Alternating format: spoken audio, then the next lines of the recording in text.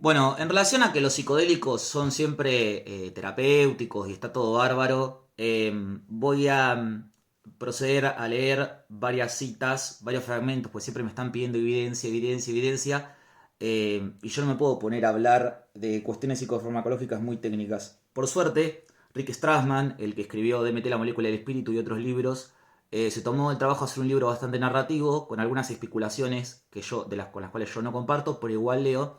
Y acá voy a pasar a leer un par de citas de su libro. Por ejemplo, esta cita es de la página 302 de DMT, la molécula del espíritu, ¿no? Fíjense cómo él fue llegando a lo largo del libro a las mismas conclusiones que yo transmito en general en mi canal.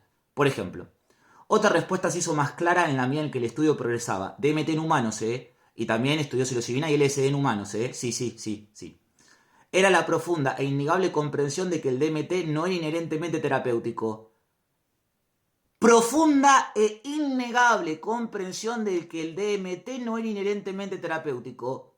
Él estaba muy ensañado con estudiarla. Tuvo un montón de obstáculos, le pusieron un montón de trabas, por algo era. Bueno, investigó para llegar a las mismas conclusiones que llego yo, ¿no? Así que cuando hablamos de teoría, práctica, no, pero vos tenés mucha teoría. Te falta la práctica. Bueno, acá está la práctica de un médico psiquiatra, porque el tipo es médico y psiquiatra. Vamos adelante entonces, ¿eh? Habiendo establecido eso, un médico psiquiatra empeñado, ensañado, que quería DMT a toda costa para visualizar cierta terapéutica, llegó a las mismas conclusiones que yo ya sostenía, porque el libro lo leí hace muchos años. Me sorprende encontrarme con alguien que dentro de todo es bastante coherente, porque digo, él tiene perspectivas sobre la espiritualidad y los multiversos que no comparto del todo, aunque entiendo que también las experiencias psicodélicas tienden a abrir ese tipo de interpretaciones. Insisto, yo no las comparto. O sea, una cosa es en términos físicos discutir la teoría de los multiversos, otra es que mediante una sustancia accediste a otro universo literal. ¿Se entiende lo que estoy planteando, no? Porque si después volviste al estado de vigilia, a un estado de conciencia normal, seguís creyendo lo mismo, bueno, es diferente, ¿no? Una cosa es explicarlos de la física y otra cosa es creer que vos estuviste en otro universo. Porque eso también se puede llegar a leer en el libro, ¿sí? Pero bien, estamos leyendo a alguien, ¿no? Que me piden aparte que traiga siempre evidencia. Bien. Entonces, en lugar de ello tuvimos que volver a reconocer la importancia crucial del marco y el entorno. Bien, entonces, no era terapéutica, tenemos que seguir readecuando el marco y el entorno para que finalmente, a ver si finalmente es terapéutica, ¿no?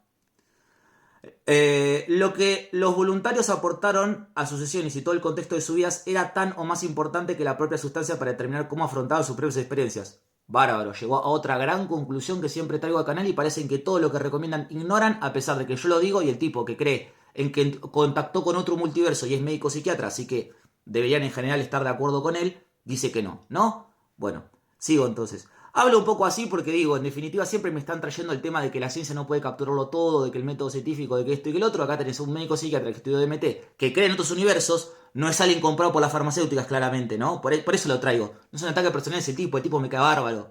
No lo sé, quizás me tomaría un café y hablaría con él un montón de horas y me divertiría un montón. Pero el punto acá es otro. Así que vamos a seguir sobre esto, ¿no? Y ya espero haber dejado todo eso claro. Bien, sin una infraestructura adecuada, espiritual, psicoterapéutica o de otro tipo, o sea, a toda costa. Ya, espiritual, algo que haga que el DMT al final sea terapéutico. Por favor, se los pido, ¿no? En la que pudieran procesar sus viajes con la DMT, sus sesiones se convertían simplemente en una serie más de intensos encuentros psicodélicos. ¿No? Una serie más de intensos encuentros psicodélicos. Con el paso de los años, comencé a sentir una ansiedad peculiar al escuchar los relatos de los voluntarios. Resulta que el médico psiquiatra se dio cuenta de las potenciales consecuencias que pudo haber tenido darle triptaminas y otros psicodélicos súper, súper, súper potentes a personas sanas. Claro que sí, va a tener eso. Bien, entonces se sentía aliviado cada vez que escuchaba que no habían tenido un brote. Porque el tipo ahora sabe, ¿no? Bien. Era como si no quisiera oírlos. Qué honesto que sos, gracias Rick, gracias, gracias. Estas sesiones psicoterapéuticas, místicas, mezcla lo psicoterapéutico y lo místico, que siempre advierto en este grupo de personas que intentan dar, al menos él llegó a las conclusiones correctas, ¿no? Hay otros que siguen avalando lo espiritual, se basan en marcos teóricos difusos y hacen abordajes corporales. Aunque sea él, es serio en ese sentido, ¿no? Estas sesiones psicoterapéuticas, místicas y cercanas a la muerte me recordaban repetidamente su ineficacia para producir un cambio real. Gracias, Rick Strassman, querido. Muy bien, muy bien. Bien. Hubiera querido decir, eso es muy interesante, pero ¿ahora qué? ¿Con qué objetivo? Porque él seguía ahondando y entrevistando a las personas, incluso cuando terminó el estudio, y no logró grandes cambios en la vida de las personas. Sí, de repente las personas creían que podían en otros universos, capaz que decían que habían cambiado cierta perspectiva, se mostraban más reacios a las interpretaciones que él hacía en las sesiones, pero como tal, dejar la adicción no. Él, por ejemplo, se había propuesto en un momento que uno que tomaba mucha cerveza deje de tomar cerveza y no lo dejó de tomar nunca. Y estuvo expuesto a un montón de psicodélicos, ¿eh? Bien. La falta de impacto duradero de estas sesiones comenzó a erosionar los cimientos básicos de mi motivación para llevar a cabo este tipo de estudio. ¿Qué es lo que le pasa a todos los que se fascinan con los psicodélicos cuando empiezan a estudiar psicofarmacología? A medida que vas entendiendo más, vas perdiendo el entusiasmo. Claro, porque empezás a entender psicopatología, exactamente. Bien. Además, los informes de contactos con mundos invisibles y sus habitantes, que eran de veras extraordinarios, y él en otro momento del libro también advierte que con DMT la verdad que encontró cosas inéditas e inexplicables. Bien, por eso también mencionaba en el anterior video que también me pidieron evidencia el tema de, bueno, ¿cómo es esto de que la DMT tiene efectos secundarios psicológicos sobre todo, ¿no? Que otros, con una mayor preponderancia que otros psicodélicos. Sí, el DMT tiene una mayor preponderancia de efectos psiquiátricos adversos que otros psicodélicos. Sí, los tiene. Muy bien.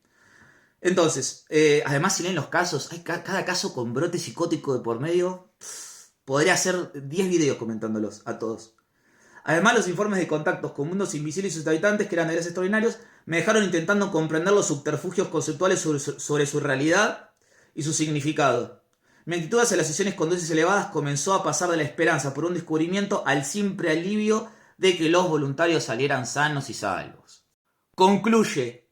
Hubo un momento en que sentí que tenía menos que perder y más que ganar si suspendía las investigaciones con sustancias psicodélicas en individuos sanos. Imagínense lo que cabe para una persona que está pasando por una situación de salud mental. Para yo encima leer un tipo que cree en multiversos, pero con una rigurosidad metodológica encomiable. Realmente re bien el chabón. Digo, ¿no? Para seguir leyendo en comentarios gente que sigue recomendando sustancias psicodélicas a todo el mundo porque le va a ser bárbaro. Él mismo termina concluyendo, utilidad médica, olvídense. Terapéutica, hasta el propio tipo se desilusiona al respecto. Ya está. Les voy a leer el caso de Francine, es espectacular. ¿Bien? Aparte él ya se empieza atajando diciendo que ya habían cosas que él debería haber notado antes de darle un psicodélico a una persona, ¿no? En una sesión de terapia. Y esta es la cuestión, ¿no? Fíjense que al final no hay contexto donde pueda ser aplicable. No tiene aplicabilidad fáctica en el campo de ninguna ciencia. Es impredecible, totalmente impredecible el efecto. Depende de tantas variables que además te terminas dando cuenta después. Porque bueno, tenés una atención total y controlás la totalidad de variables de una persona que está bajo los efectos de un psicodélico.